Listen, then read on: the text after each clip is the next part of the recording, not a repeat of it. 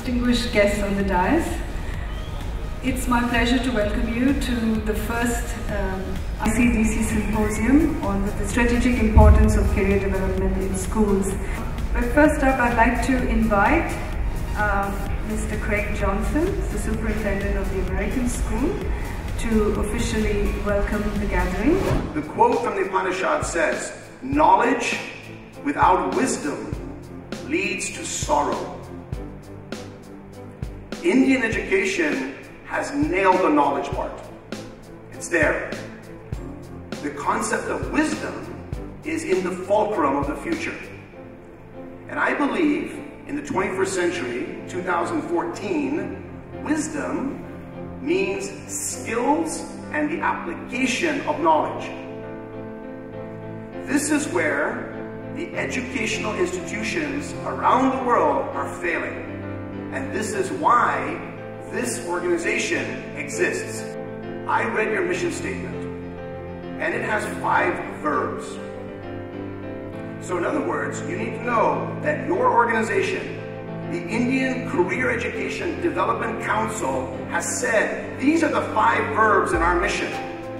Now at this point, usually if you were my teachers, I would say, tell me our mission. I won't test you on that. I will begin by telling you the verbs that are not in your mission.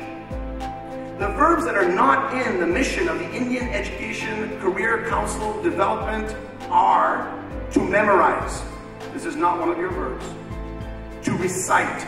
This is not one of your verbs. To study. This is not one of your verbs. To test. This is not one of your verbs. To inform is not one of your verbs. The 5 verbs in your organization's mission statement are to explore, to understand, to decide, to plan, and to execute. And these 5 verbs, explore, understand, decide, plan, and execute, in real-life scenarios to create a youth in India and the world that is self-directed and self-informed. That's in the mission statement. Great, lofty language. But what's the main objective of this organization? If you keep clicking around your website, you find a paragraph that says, our main objective is.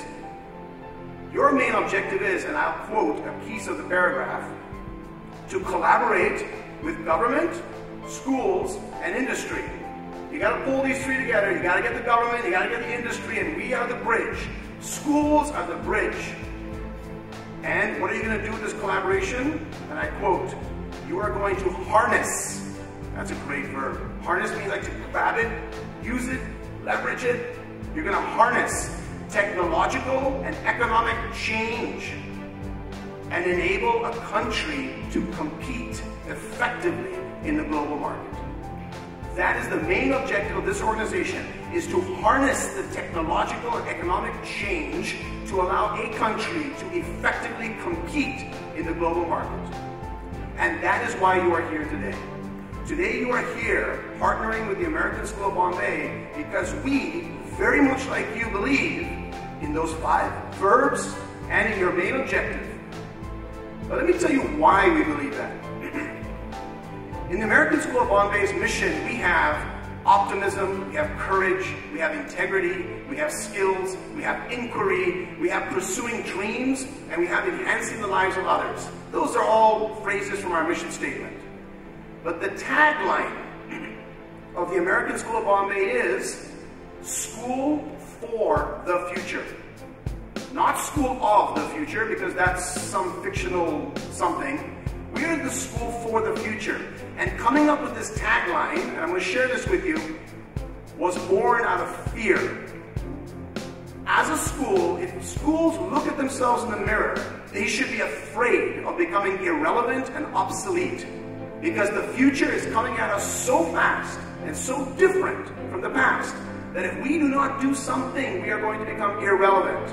Many schools are patting themselves on the backs because of test scores or whatever.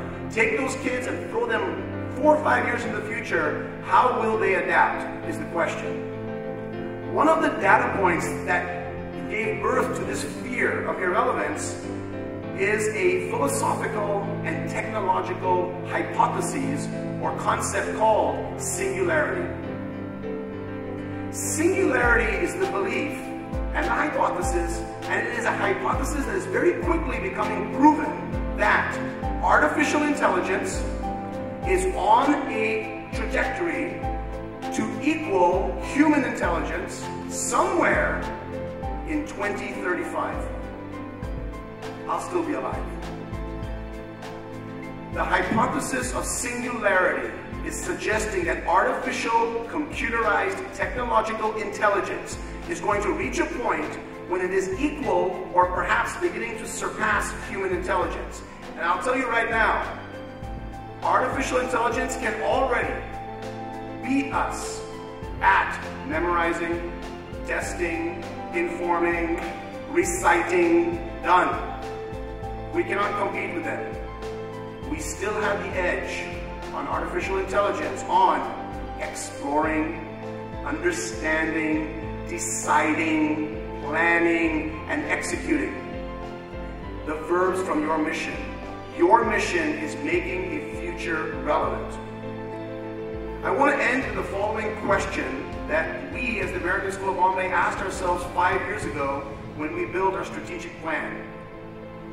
The question is, now that we know what 2035 might look like, what are we going to do about it? Not 2016, not 2017. I'll leave you with the following question. How do we partner with government and education and industry to create a structure for our youth to grow up prepared for a future that does not exist, and a future that they themselves will create? Good luck with that one. Thank you very much. It gives me great pleasure now to introduce to you our chief guests, Mr. Nadir Godrej and Dr. Atik Godrej. Now India is on the rise. The economy is of a decent size, and growth will now accelerate, and soon we will celebrate GDP growth that's somewhat better than China, that amazing go-getter. We are constantly being told that the developing world is growing old, and China too will now start aging, just as India is luckily staging its greatest growth in the working force, and the dependency ratio, of course, will fall and stay low for years to come. And that is the argument in sum for our demographic dividend. It's not for us to merrily spend, but neither should it just be spurned. It's not for granted, but must be earned. It should be clearly understood that untrained hordes do us no good. Alas, inadequate education is the bane of our nation. School leavers are few and far between. In tertiary education, fewer are seen, and vocational education is very thin. So how could we possibly win? Could the National Skill Development Corporation provide salvation for our nation? Economic opportunity can beckon, and yet we would have to reckon with a world in rapid change and outcomes in an uncertain range. Technology is advancing fast. We've little guidance from the past, and learnings are soon obsolete. We'll have to master the feat of continuous lifetime learning if we want to keep on earning. The workforce of the future, I fear, will see many changes in career, and skills we'll constantly hone. If the first job's a mere stepping stone, there is perhaps no decision that would require as much precision as the choice of a good career. So how should we decide to steer the youth who had to make this choice? Now in the past, they had no voice.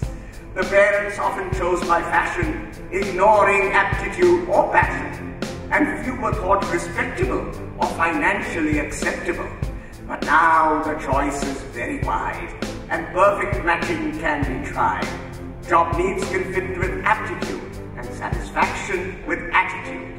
And early intervention's best, with both an interview and test that gives time for preparation and options for reconsideration. It in case of error, we've always got a chance at a second shot. And if we are really to succeed, a professional approach is what we need. An international association can help develop our nation. Best practices can be adopted, new members can then be co-opted, good information can be provided, all young adults can be guided with a professional approach by a good career guidance coach who would know how well to steer each one to a matched career. And thanks to ICEDC, we will achieve our destiny of economic and social growth. I hope that we'll succeed in both, thanks to a brilliant working force that proves to be the perfect source for all the needs of the economy and yet escapes all drudgery, since none are just poorly patched and all have been ideally matched. And I just hope I live to see an India striving happily with all well matched and all well skilled, all working well and all fulfilled. Thank you.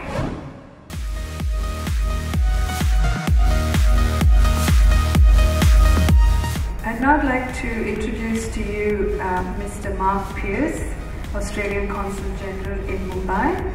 Mr. Pearce is a Senior Career Officer with the Department of Foreign Affairs and Trade. I was looking especially at the core skill as you define it, the core skill to find the right fit,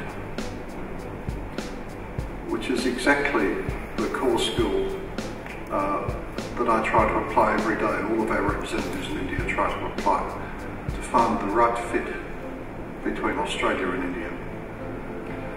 We've done it in very small part by supporting the work that you do, and a wonderful investment that is. But we also do it trying to work out how we can address the issue of scale between Australia and India. I think in education between Australia and India, we need many of the same qualities we need elsewhere. We need patience, we need very good partners, including you, especially you. And we need, in a sense, to show our scars. We need not to talk about lessons learned or best practice or models that we have. We need to talk about what we've done wrong, as well as what we've managed to get right. Let me give you an example away from your own field of expertise. We do a lot of projects in water basin management in India, with the Godavari River Basin and the Ganges. We do that on the basis of what we've done at home with the Murray-Darling River Basin, where we've made some terrible mistakes, where we're now trying to balance claims, price water, auction allocations, do all those model scientific flows of the water, all the things which go to repair mistakes. So a lot of what we say in India, say to our Indian partners is, here are 6 things we've done, 2 of which were shocking mistakes, so please don't do those, please avoid those. Here's some things that work better, with a view to more effective career development. Career development, when my brother started at school, he was only 2 years older than I. Career development involved turning up the first day of high school, 400 kids standing in the quadrangle, and the headmaster said, okay kids, do you want to be technical or professional in your careers? Move to that side or move to this side. I bet 99% of the kids had no idea what either of those words meant, let alone the connotations, the consequences of making a choice of that order. I went through 2 years later and they took the kids they deemed to be potentially clever, or as Billy Connolly would say, savable, and taught us 3 languages and 2 maths and music to try and turn us into Renaissance people. As you can see, in my case, that failed. But I wanted to leave you with two comments from Australians. The first is our Minister for Industry, and his title is a misnomer. Minister McFarlane handles industry and services and science and research and skills development and resources and energy. if he'd lived in this country, you would have given Sadi Patel that portfolio. And he said to me when he was here the other day that education qualifications should be just like currency. He was talking specifically about vocational education, but he could just as easily have been talking about career education in schools. Just like currency, they should be respected.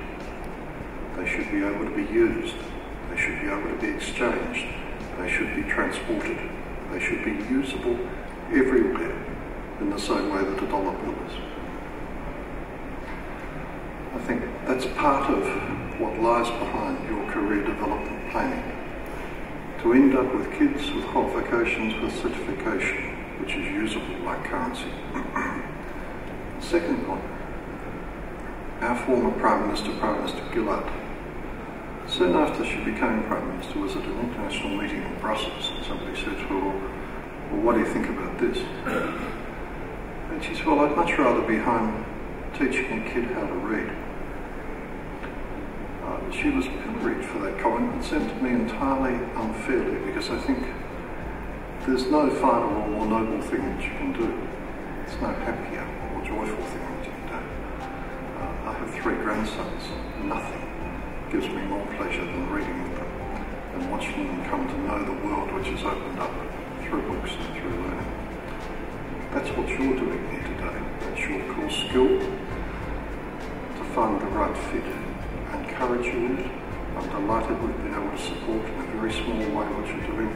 Look forward to working with all of you. Thank you.